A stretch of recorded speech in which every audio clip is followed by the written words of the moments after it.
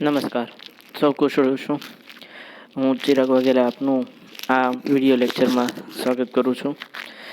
ગયા લેક્ચરમાં આપણે સીસી વિભાગ ચેપ્ટર નંબર 5 જે આપણે શરૂ કરેલો છે કે પત્રો વિશેની જે માહિતી તમને આગળના ધોરણોમાં ખૂબ જ એવી અગત્યની માહિતીઓ છે એના વિશે થોડુંક આપણે પત્રોનું ચેપ્ટર જે છે એ આગળ ભણવા જઈ રહ્યા છીએ. તો હવે એમાં પૂછપરછના પત્રો અને એના પ્રત્યુત્તર વિશે થોડીક પ્રસ્તાવના સંબંધિત અને પૂછપરછના પત્રો કેવી રીતના લખાય છે એની સમજૂતી આપણે થોડી ઘણી સમજેલી છે.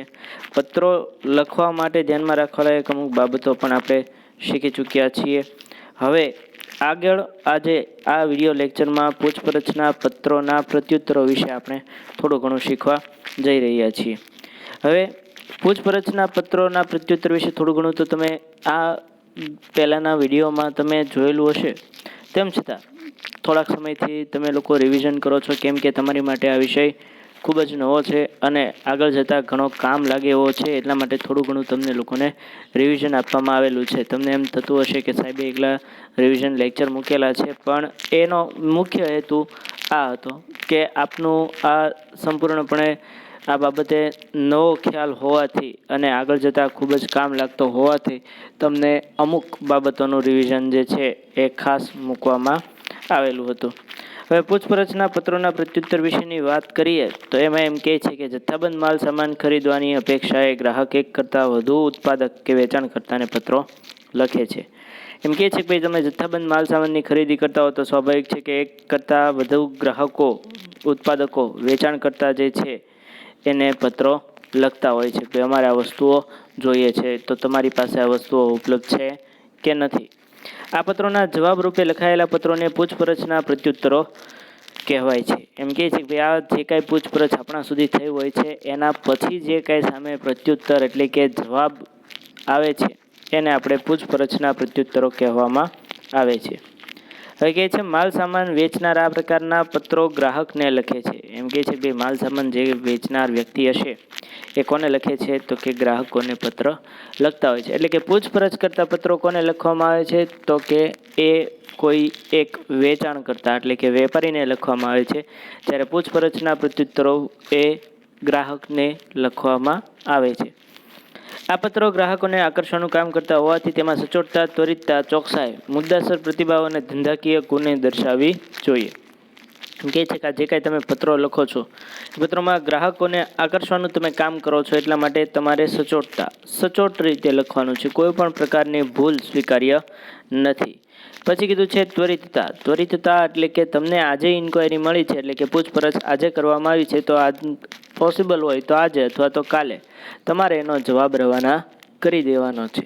તો આ ત્વરિતતા એટલે કે તાત્કાલિક તમે જવાબ આપો. પછી કીધું છે એ છે ચોકસાઈ રાખવાની છે કે ભાઈ આપણાથી કોઈ પણ એવો શબ્દ કે કોઈ પણ એવી બાબત ન લખાઈ જાય કે જેથી કરી સામેવાળી વ્યક્તિને અપમાનજનક લાગે કે કોઈ પણ એવી પરિસ્થિતિ ઊભી થાય. એટલા માટે તમારે ખાસ આ બાબતોનું ધ્યાન રાખવું જોઈએ. પછી કીધું છે મુદ્દાસર પ્રતિભાવ. સ્ટેપ બાય સ્ટેપ તમે જે વસ્તુનો એને ખુલાસો માંગ્યો છે અથવા તો જે વસ્તુની એને પૂછપરછ કરી છે એનો તમારે સ્ટેપ બાય સ્ટેપ જવાબ આપવાનો છે. ભાઈ આ વસ્તુ આવી રીતના છે, આ વસ્તુ આવી રીતના અમે મોકલીએ છીએ, વેચીએ છીએ, બરાબર. પછી કીધું છે ધંધાકીય કુને એટલે કે એક આવડત તમારામાં હોવી જોઈએ કે ભાઈ ધંધાકીય બાબત જે છે એ સંબંધિત તમારી પાસે આવડત હોવી જોઈએ, જેથી કરીને કોઈ પણ પ્રકારના પ્રશ્નો આગળ જતા કે ધંધાકીય સંબંધોમાં ઉદ્ભવે નહીં.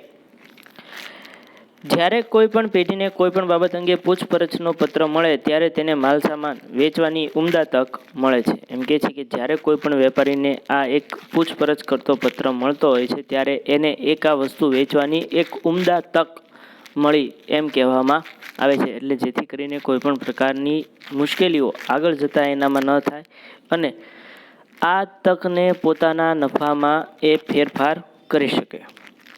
આ તક વાસ્તવિક વ્યવહારમાં પરિણમે તે માટે વેચાણકર્તા જે બાબત અંગે પૂછપરછ કરવામાં આવી હોય તેનો યોગ્ય અને ઝડપી ઉત્તર આપે, તો વળી પ્રગતિશીલ વેપારી પૂછપરછ કરવામાં આવી હોય તે સિવાયની વિશેષ માહિતી પણ આપે છે. જો શું કહે છે કે એટલીસ્ટ તમને જ્યારે પૂછપરછ કરતો પત્ર મોકલવામાં આવે છે ત્યારે તમારે પ્રત્યુત્તરમાં જેટલી વસ્તુ એને પૂછી છે એટલી જ બાબતોનો જવાબ તો આપવાનો જ છે.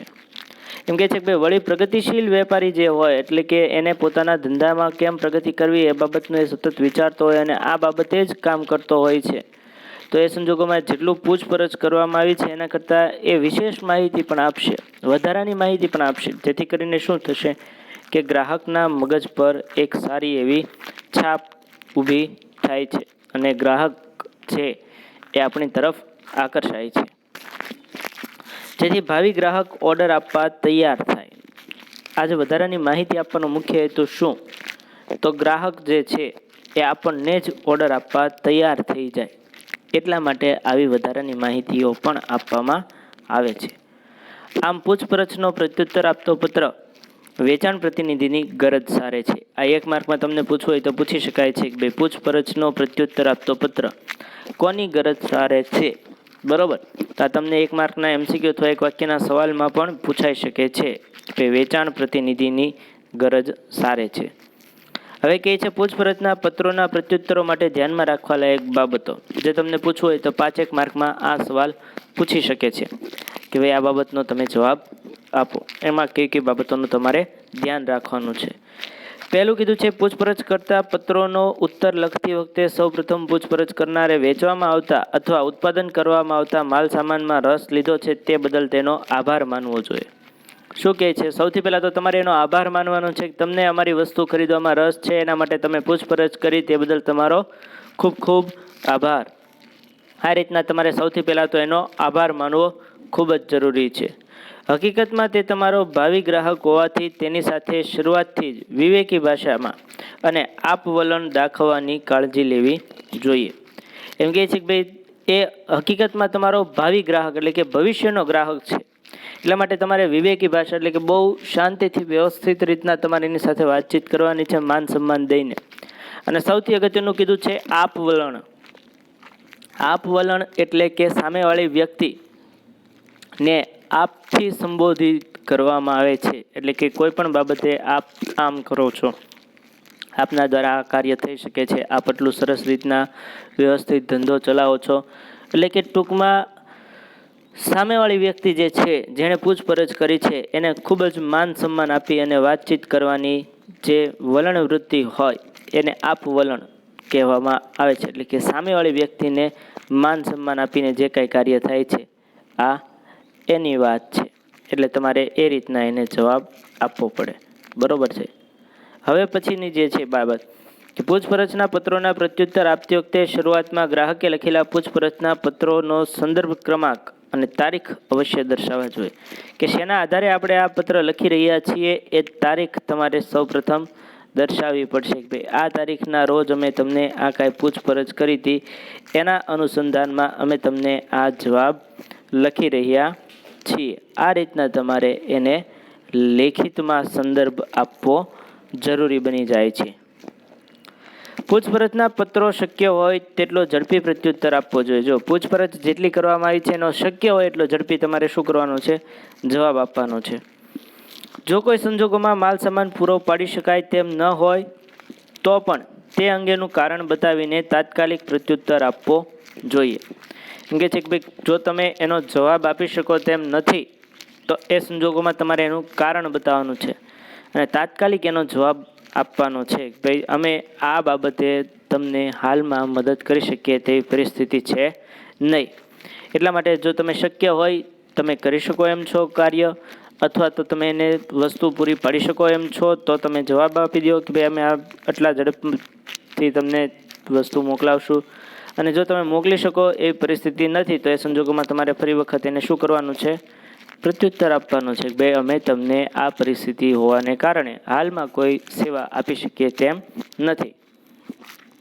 આમ કરવાથી પૂછપરછ કરનાર ગ્રાહક પર સારી છાપ ઊભી થાય છે. જો તમે અગાઉ તમારી પરિસ્થિતિનું વિવરણ આપી દેશો, માહિતી આપી દેશો તો તમારી છાપ સારી પડે છે.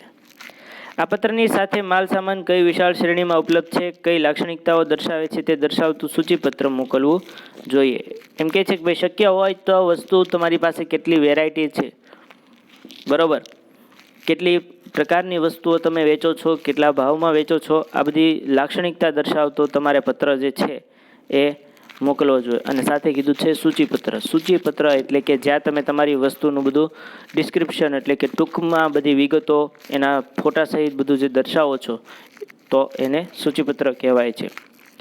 જો શક્ય હોય તો નમૂના મોકલવા જોઈએ અને અનુકૂળ હોય તો પ્રત્યક્ષ નિદર્શનની વ્યવસ્થા ગોઠવવી જોઈએ. જો શું કીધું છે, શક્ય હોય તો વસ્તુના નમૂના કે આપણી પાસે પ્રોડક્ટ વધારે હોય તો એને 1-2 વસ્તુ આપણે સેમ્પલ તરીકે આપવાની છે, જેથી કરીને એનો એ ઉપયોગ કરી શકે, એને ફાવે તો આપણને વસ્તુ મોકલાવી શકે.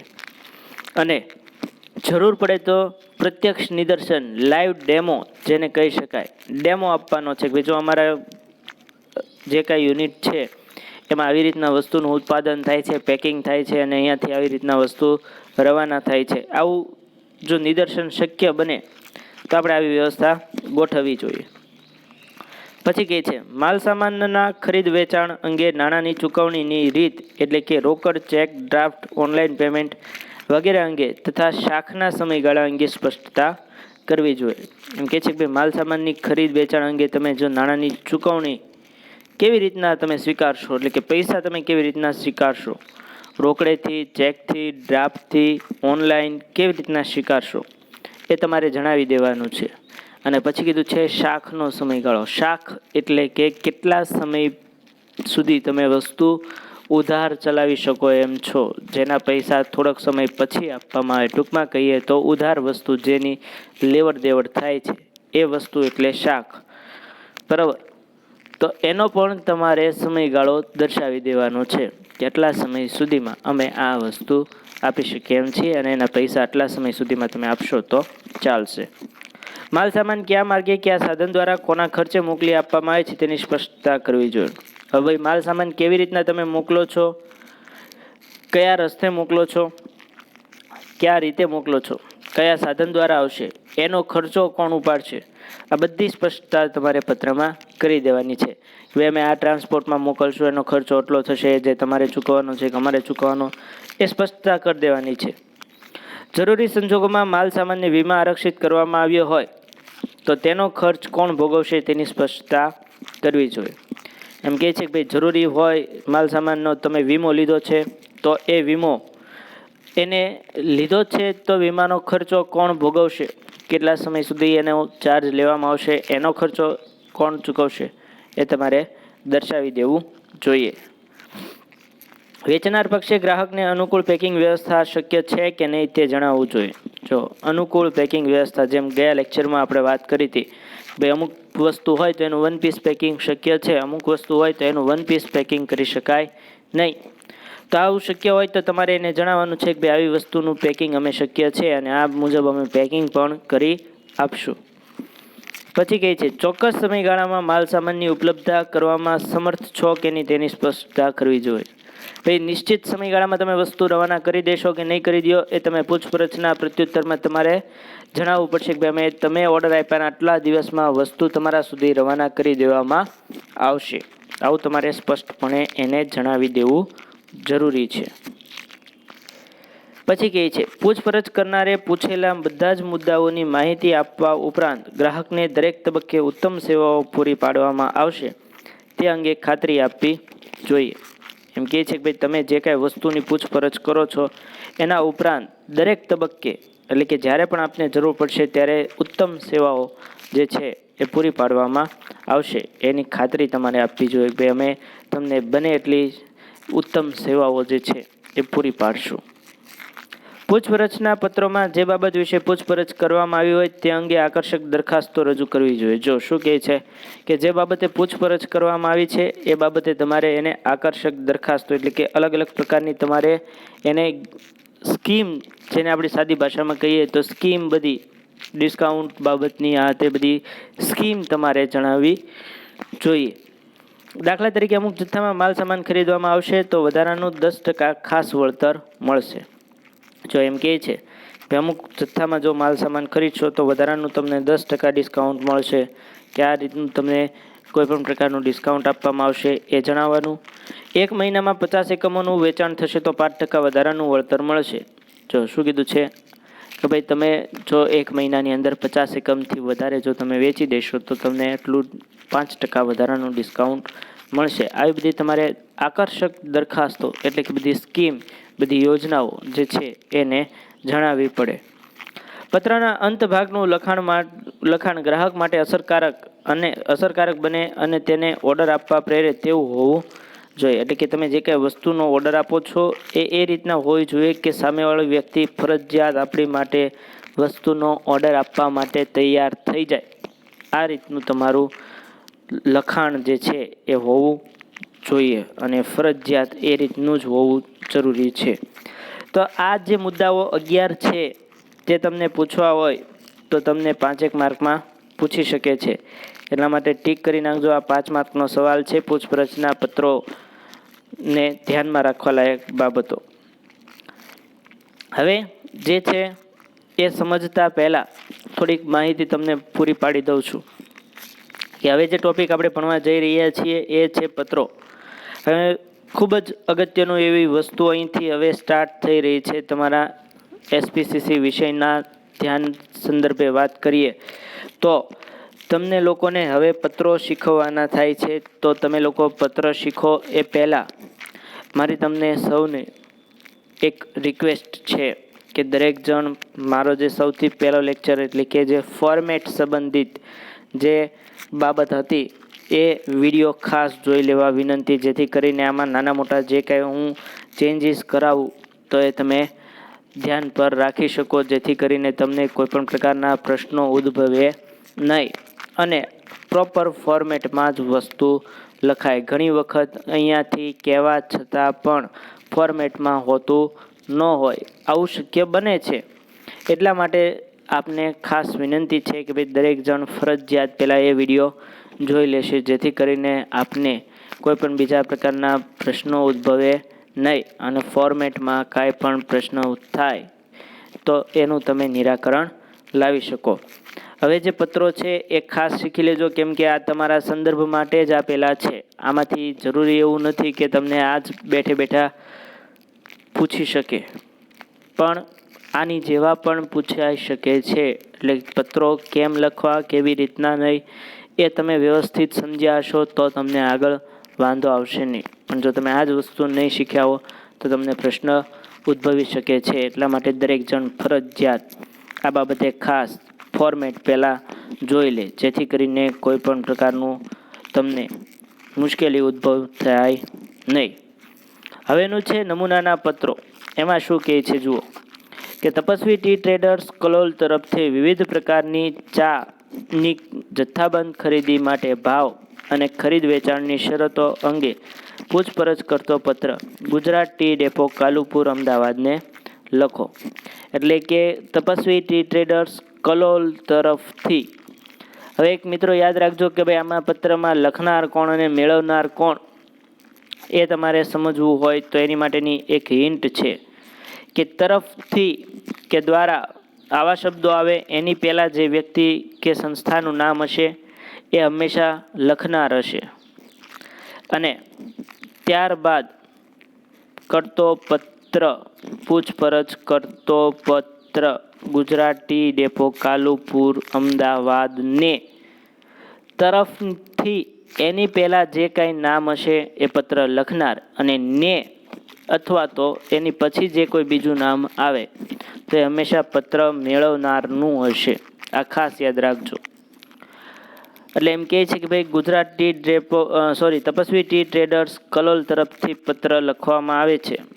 શેના માટે? તો કે ચાની જથ્થાબંધ ખરીદી માટે ભાવ અને ખરીદ વેચાણની શરતોની પૂછપરછ બાબતે આ પત્ર લખવામાં આવે છે. કોને લખે છે? તો ગુજરાત ટી ડેપો કાલુપુર અમદાવાદને આ પત્ર લખવામાં આવે છે. હવે આમાં લખનાર તરીકે Tapasvi tea traders 15 Bhavna market ST road Kalol. હવે અહીંયા હું તમને નાનું એવું એક જે ચેન્જીસ છે એ દેખાડી રહ્યો છું કે ભાઈ ફોન નંબર સૌથી પહેલાં તો અહીંયા ઉપર આવશે, બરાબર છે. ત્યારબાદ જે આવશે એ ઈમેલ આઈડી, તો એ પણ આ સાઈડ આવશે ફોન નંબરની નીચે. હવે આ 15 ભાવના માર્કેટથી કલોલ આ આટલું એડ્રેસ જે છે એ જમણી સાઈડ આવશે. એટલે આનું ફોર્મેટ કઈ રીતનું થશે તો કે ભાઈ સૌથી પહેલાં વચ્ચે લખનાર તરીકે વ્યક્તિનું નામ, ફોન નંબર, ઈમેલ આઈડી, એડ્રેસની પહેલી લાઈન, બીજી લાઈન અને ત્રીજી લાઈન અને નીચે તારીખ.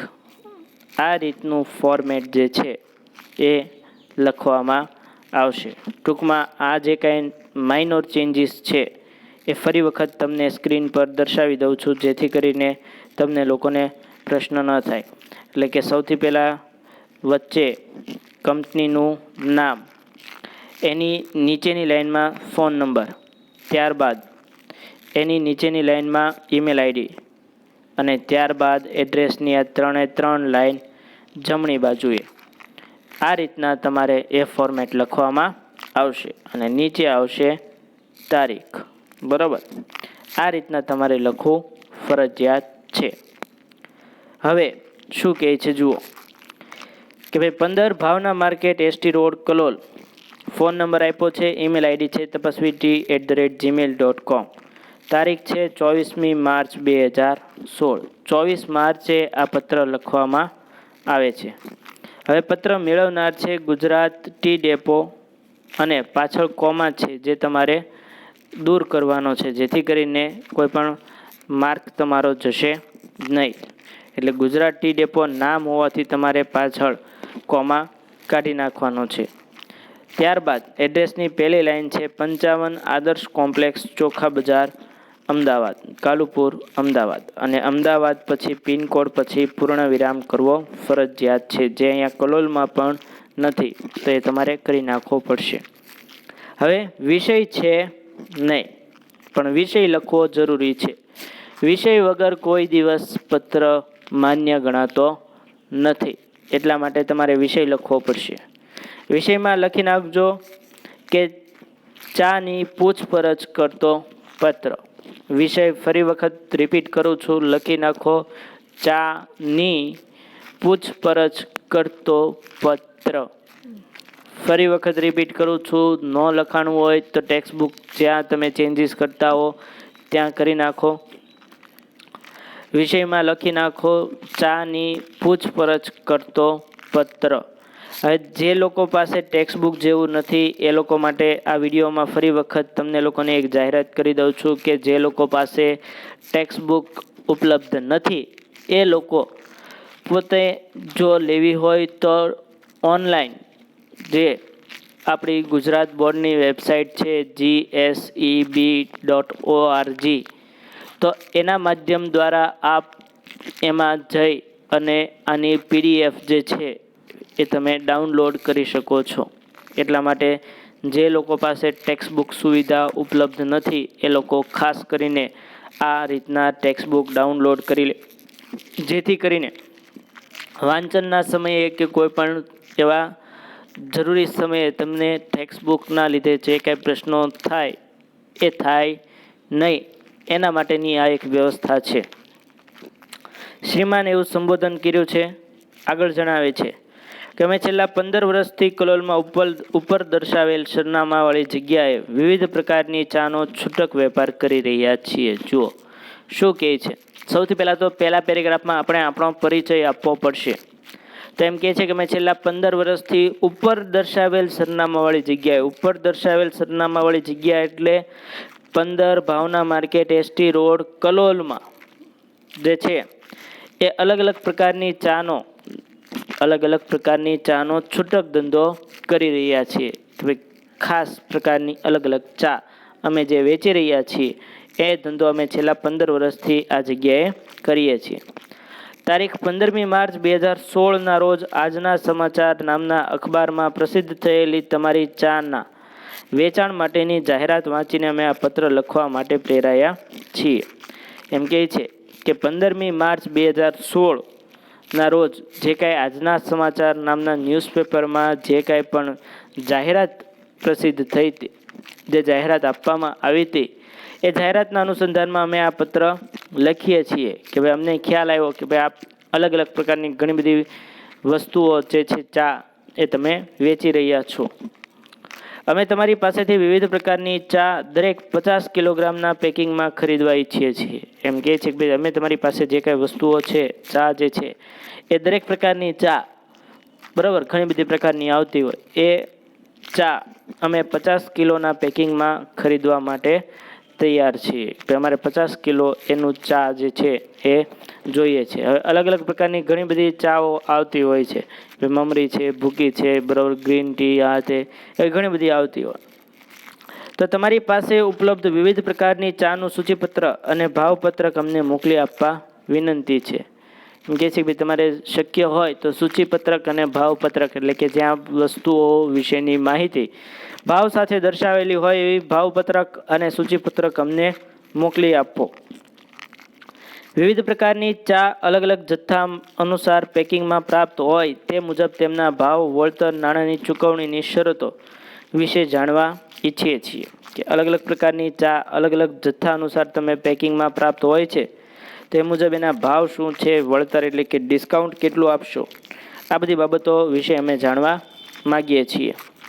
આ ઉપરાંત માલ સામાન વહનના માધ્યમ અને ખર્ચ અંગે જણાવવા વિનંતી. કે ભાઈ આ માલ સામાનનો વહન એટલે કે એક જગ્યાએથી બીજી જગ્યાએ વસ્તુ મોકલવાની છે એનો ખર્ચો કોણ ભોગવશે એ બધી બાબતો તમને જણાવવાની વાત કરીએ છીએ. માલ સામાન અમારા ઓર્ડર આપ્યા બાદ 10 દિવસમાં પહોંચે એવી અપેક્ષા હોવાથી ઝડપી પ્રત્યુત્તર પાઠવવા વિનંતી છે.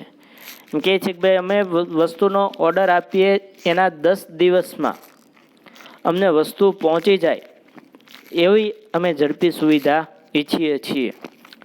આપના ભાવ અને શરતો અમને અનુકૂળ આવશે તો અમે આપને ભવિષ્યમાં મોટા ઓર્ડર આપીશું. એમ કહે છે કે જો તમારા ભાવતાલ અને શરતો જે છે વેચાણ સંબંધિત જો અમને અનુકૂળ આવશે તો અમે ભવિષ્યમાં ઝાઝો બધો ઓર્ડર જે છે એ અમે આપવા તૈયાર છીએ. હવે અહીંયા આભાર લખ્યું છે, આભાર લખવો પડે કેમ કે હજી આપણે ધંધાકીય સંબંધો ઊભા કરવાના છે એટલા માટે આભાર લખવાનું છે, પણ પાછળ પૂર્ણ વિરામના જગ્યાએ કોમા આવશે તો દરેક જણ અહીંયા કોમા કરી નાખશે. આપનો વિશ્વાસુ XYZ અને માલિક. આ આપણે સૌ પ્રથમ જોયું કે ભાઈ એ ચા સંબંધિત અલગ અલગ પ્રકારની જે પૂછપરછ કરતો પત્ર જે છે એ લખવામાં આવેલો છે કે જેના દ્વારા સામેવાળી વ્યક્તિ જે ખરીદનાર છે એણે વેચાણકર્તાને ઘણી બધી બાબતોએ પૂછપરછ કરી છે. જો સૌથી પહેલો પેરેગ્રાફ એમાં એણે પોતાનો પરિચય આપ્યો. જો ફાસ્ટ રિવિઝન તમને લોકોને કરાવી દઈએ જેથી કરીને તમને આ સમજવામાં તકલીફ ન પડે કે ભાઈ તપસ્વી ટી ટ્રેડર્સવાળા જે છે એ પૂછપરછ કરતા હતા. એમાં સૌથી પહેલાં લખનાર છે તપસ્વી ટી ટ્રેડર્સ, પછી એનું એડ્રેસ આપ્યું છે જે તમને જમણી બાજુ લખવાનું છે, ફોન નંબર, ઈમેલ આઈડી આપણે દર્શાવ્યું છે, તારીખ આપી છે 24મી માર્ચ. હવે જુઓ ત્યારથી 10 દિવસ પહેલાંનો સમયગાળો દર્શાવી દીધો છે, બરાબર છે કે ભાઈ 15મી માર્ચે 9 દિવસ 10 દિવસનો સમયગાળો છે. ભાઈ આ તારીખે અમે તમને અલગ અલગ પ્રકારનું જે ન્યૂઝપેપરમાં તમારી જાહેરાત આવી એના આધારે પત્ર લખી રહ્યા છીએ. કે સીધું સિમ્પલ સમજો કે તમે સૌથી પહેલાં વચ્ચે નામ, એડ્રેસ, જમણી બાજુએ ફોન નંબર, ઈમેલ આઈડી અને મેળવનારનું નામ, સરનામું, વિષય દર્શાવ્યો. પહેલા પેરેગ્રાફમાં એણે પોતાનો પરિચય આપ્યો કે અમે 15 વર્ષથી આ ફિલ્ડમાં છીએ અને આવી રીતના અલગ અલગ પ્રકારની ચાનો વેપાર ધંધો કરીએ છીએ અને અમને ખાસો એવો આ બાબતનો અનુભવ પણ છે અને આજના સમાચારમાં વાંચ્યું એટલે અમે તમને આ પત્ર લખવા માટે પ્રેરાયા છીએ. બીજા પેરેગ્રાફમાં એની શું ઈચ્છા છે, કેટલી જરૂરિયાત છે દર્શાવી દીધું. ભાઈ દરેક ચા એને 50 કિલો પેકિંગમાં જોઈએ છે. શક્ય હોય તો એણે સૂચિપત્રક, ભાવપત્ર મોકલવાનું કીધું અને અલગ અલગ જથ્થા અનુસાર પેકિંગ પણ કરી દેશો કે નહીં કરી દો એના વિશે પૂછ્યું. ભાવ કેટલો છે, ડિસ્કાઉન્ટ કેટલું મળશે, નાણાં ચૂકવણી કેવી રીતના કરવાનું હશે એના વિશે પણ કીધું અને માલ સામાન વહન કેવી રીતના થશે, એટલે કે વસ્તુ કેવી રીતના એક જગ્યાએથી બીજી જગ્યાએ પહોંચાડવામાં આવશે, એટલે કે આ ગુજરાત ટી ડેપોવાળા કેવી રીતના તપસ્વી ટી ટ્રેડર્સવાળાને વસ્તુ મોકલાવશે, કેવા માધ્યમ દ્વારા, એનો ખર્ચો કોણ ભોગવશે, એ બધી પૂછપરછ કરી. અને ત્રીજામાં શું અપેક્ષિત છે એના વિશેની વાત કરી દીધી કે ભાઈ અમારા ઓર્ડર આપ્યાના 10 દિવસમાં અમને વસ્તુ મળી જાય એવી અમારી ઈચ્છા છે અને ઝડપથી તમે પ્રત્યુત્તર આપો એવી પણ અમારી ઈચ્છા છે. અને સાથે સાથે જો તમે તમારી શરતો ભાવ આ બધું અમને અનુકૂળ રહેશે તો ભવિષ્યમાં મોટો બધો ઓર્ડર પણ અમે આપી દઈશું. ટૂંકમાં કહીએ તો 3 પેરેગ્રાફ ઓછામાં ઓછા લખાવા જોઈએ. પહેલામાં તમારો સાદો પરિચય, બીજામાં તમારી અપેક્ષા, અને ત્રીજું તમે શું ઈચ્છો છો, છેલ્લે અપેક્ષિત તમારી શું છે એ વસ્તુ તમારે છેલ્લા પેરેગ્રાફમાં દર્શાવવી પડશે. તો આ વિડીયો જોઈને આપ સમજો એવી અપેક્ષા. Thank you very much.